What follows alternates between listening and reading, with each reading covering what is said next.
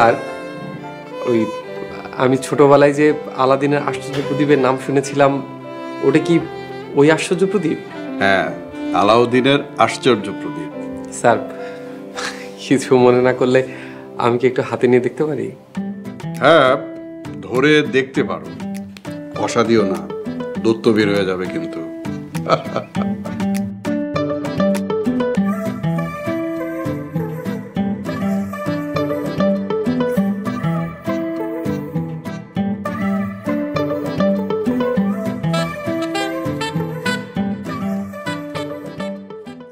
শোন মা, মাইয়ারা হইলো ঘরের লক্ষ্মী। যেই ঘরে মাইয়া নাই সেই ঘর শূন্য শূন্য খালি খালি লাগে।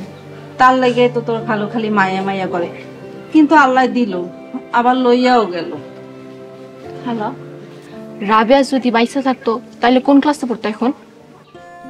এইবার ম্যাট্রিক দিত। তোর 4 বছরের ছোট আছিল। থাক খালা, দুঃখ কইরো না। পাইম যখন বড় হইব, ওরে বিয়া করায় যখন ঘরে বউ আনবা, তখন দেখবা মেয়ের কষ্ট দূর হয়ে গেছে। হরে মা, এই অপেক্ষায় আছি।